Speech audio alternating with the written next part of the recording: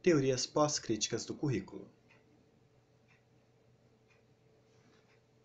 As teorias do currículo, que vieram após as teorias críticas iniciadas na década de 60 e 70, são denominadas de teorias pós-críticas. Tais teorias trazem em seu âmago uma concepção de currículo como um currículo multiculturalista e evidenciam as inúmeras diversidades presentes no mundo atual. As teorias pós-críticas operam conceitos fundamentais como identidade, alteridade, diferença, subjetividade, significação e discurso, saber-poder, representação, cultura, gênero, raça, etnia, sexualidade e multiculturalismo. Nessa perspectiva, os currículos atuam como práticas de subjetivação de significação e discurso, produzidos nas relações de saber-poder, sendo os currículos entendidos como formas de seleção e representação da cultura, compreendendo demandas das questões de gênero, raça, etnia, sexualidade. O multiculturalismo aparece como uma forma de reação ao currículo hegemônico, que privilegia a cultura branca, europeia, machista e heteronormativa, ou seja, a cultura da classe dominante. O multiculturalismo é um movimento de reivindicação dos grupos culturais dominados para terem suas formas culturais reconhecidas e representadas na cultura nacional. Trata-se, então, de uma concepção que vem dentro das perspectivas do pós-modernismo, do pós-estruturalismo e do pós-colonialismo.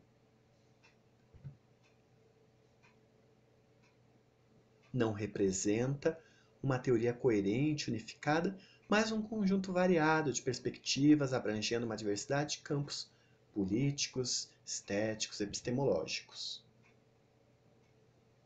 A diferença, mais do que tolerada ou respeitada, é colocada permanentemente em questão.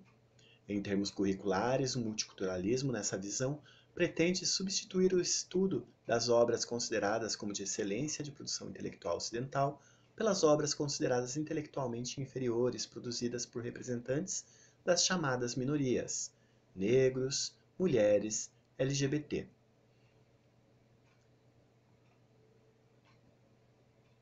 As discussões acerca das relações de gênero e sexo começam a ganhar espaço nesses embates teóricos. No início da problemática estava ligada à questão do acesso, ou seja, o acesso à educação era desigual para homens e mulheres, e dentro do próprio currículo havia distinções entre as disciplinas que eram consideradas masculinas e as disciplinas que eram tidas como femininas. Com essas distinções, algumas profissões eram de exclusividades dos homens, não oportunizando de igual maneira as mulheres. Assim, a pedagogia feminista compreendia que o currículo existente é também claramente masculino, sendo expressão da cosmovisão masculina. O currículo oficial valoriza, então, a separação entre sujeito e conhecimento, o domínio e o controle, a racionalidade e a lógica, a ciência e a técnica, o individualismo e a competição. Todas essas características refletem as experiências e interesses masculinos, desvalorizando em troca as estreitas conexões entre quem conhece e o que é conhecido, a importância das ligações pessoais, a intuição e o pensamento divergente, as artes e a estética, o comunitarismo e a cooperação, características que estão todas ligadas às experiências das mulheres.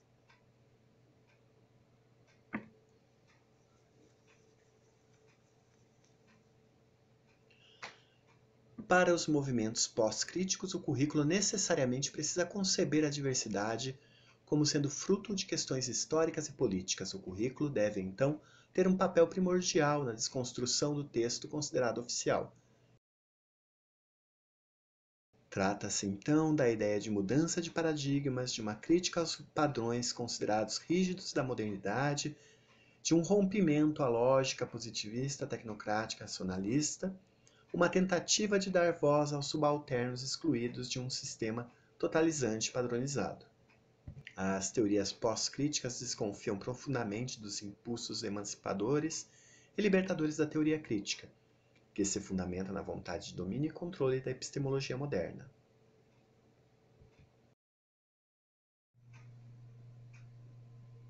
Nas teorias pós-críticas, os docentes se deparam com o desafio de desenvolver uma educação multicultural e antidiscriminatória, que permita a integração de valores, ideias, tradições e costumes muito distintos, que atente à diversidade e pluralidade dos cidadãos e estimule a reflexão crítica e a tolerância.